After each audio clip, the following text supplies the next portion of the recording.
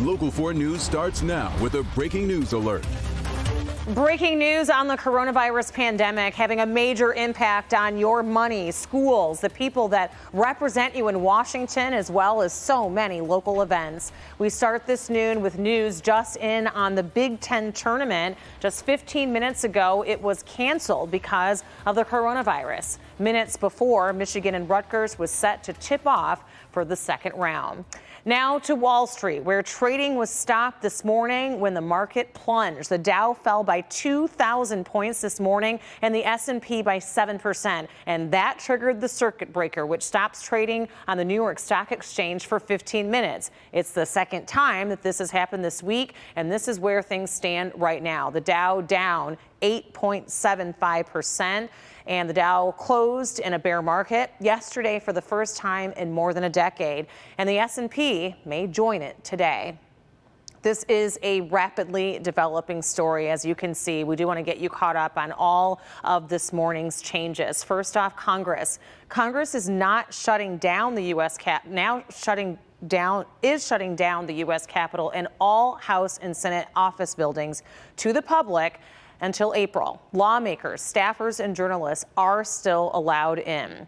The Princess Cruise Line is suspending global operations through May 10th because of the virus. And the Michigan Supreme Court is right now encouraging all courts in the state to consider suspending jury trials. And there are still just 2 confirmed cases in Michigan of the coronavirus, one in Wayne and one in Oakland County. And there are 28 test results on other people that are pending right now.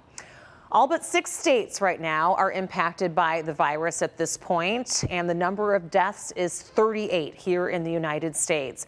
Vice President Mike Pence says that he expects cases to grow by the thousands. The vast majority of people, even that contract the coronavirus, will experience flu-like symptoms and they'll fully recover. But it's because of the vulnerable population, seniors with serious chronic underlying health conditions, that we're focusing so much attention on nursing homes. It comes as President Trump made major travel restrictions last night. My fellow Americans. In a primetime address, President Trump announcing the suspension of all travel from Europe to the United States for the next 30 days. We are marshaling the full power of the federal government and the private sector to protect the American people. Using some of his harshest language yet when talking about the coronavirus. This is the most aggressive and comprehensive effort to confront a foreign virus in modern history. The restrictions go into effect tomorrow. They only apply to foreign nationals, not U.S. citizens or their family members.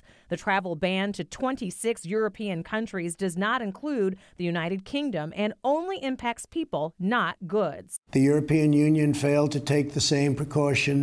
As a result, a large number of new clusters in the United States were seeded by travelers from Europe. Today, the State Department raising the worldwide travel advisory level to 3, urging all U.S. citizens to reconsider traveling abroad. The president also announcing new measures to protect Americans from both the medical and financial toll of the illness. This includes waiving all copayments and extended insurance coverage for coronavirus treatments, offering low-interest loans and deferred tax payments for small businesses in affected areas, and financial relief for those quarantined and their caregivers. Each of us has a role to play in defeating this virus. Wash your hands, clean off surfaces, cover your face and mouth if you sneeze or cough, and most of all, if you are feeling sick and not well, stay home. All of this as the World Health Organization is now classifying the spread of the virus as a global pandemic. On Capitol Hill, top health official Dr. Anthony Fauci with this warning. Bottom line, it's going to get worse. And today, Delta Airlines announcing that it would waive change fees for U.S. Europe travel in light of the new travel restrictions. And here at home, several local school districts are closing tomorrow so that staff can train for the possibility of online learning. Some include West Bloomfield, Clawson, and Troy. And to see the full list, you can go to clickondetroit.com. But Detroit Public Schools says that shifting strictly to online may not be possible for that district. Nick Monticelli joins us now live from a DPS school, Spain Elementary School. And Nick, the district sounds like they may be rethinking that this afternoon. Yeah, so the key word that you said there was may, because yesterday Dr. Nikolai Vitti made it very clear that online learning for DPS-ED students is not an option, mainly because not every student has a computer. But after so many warnings and so many press conferences from leaders urging changes, the district says they are reevaluating. Minutes before the bell rang at Thurgood Marshall Elementary, you could easily see coronavirus is on the mind of some.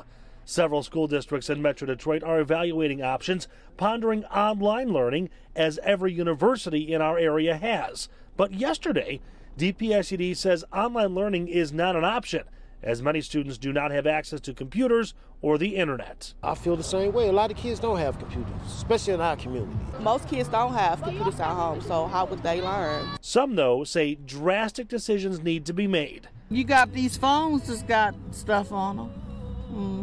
Yes, it's gonna get worse before it get better. And now today, the district is reevaluating, still trying to determine what is best for students. You know, if you want your children to learn, you know, they have to go to school, but yeah, it's just the point of how much of a risk do you want to take as far as, you know, for your kids to get education over their health. Now, something else to consider in all this mess, so to speak, is taking care of the kids if they don't go to school. If the two parents are working, grandma's working, the aunts and uncles are working, it's a very difficult balance. And Rhonda, we're talking about daycare as well. I've talked to a couple of parents saying that our daycares are shutting down. They're saying they're not going to take students in. So what do? It's a ripple effect that is really only beginning. It certainly is, and it's becoming a challenge for everyone. Nick, thank you.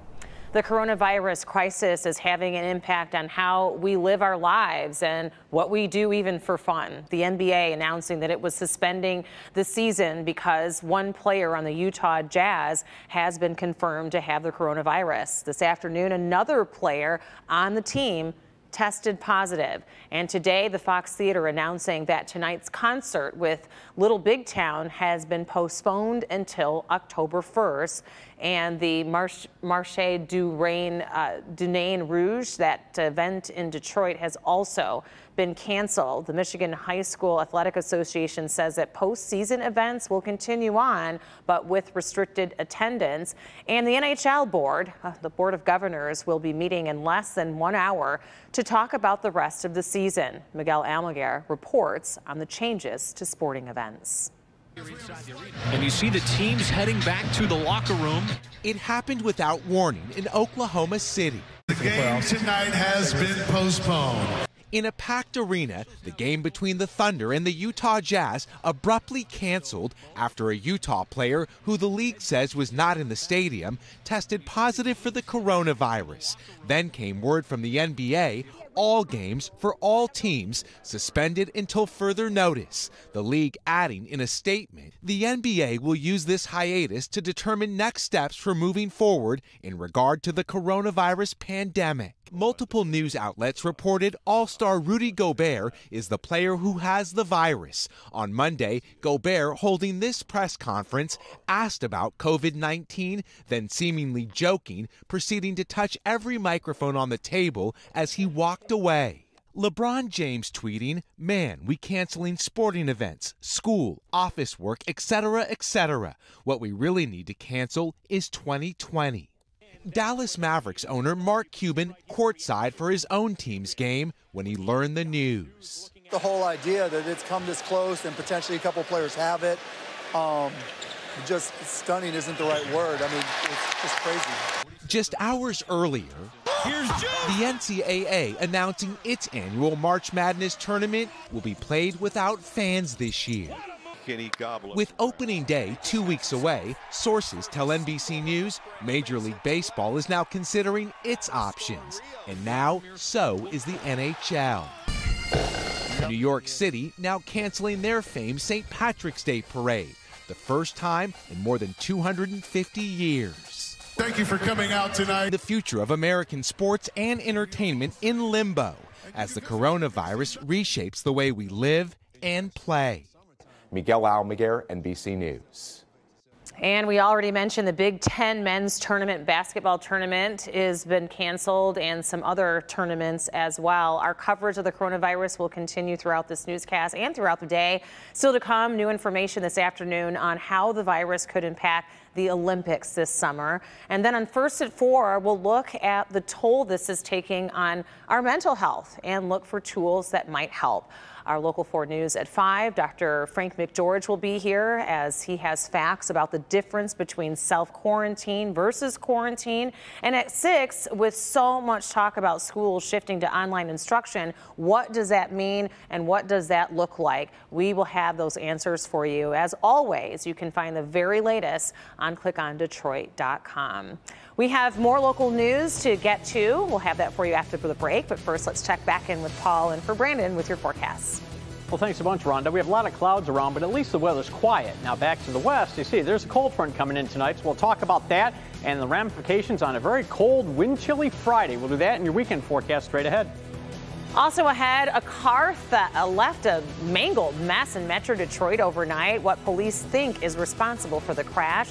And a developing story on Detroit's east side. Who shot and killed a man working on his car? Very latest next.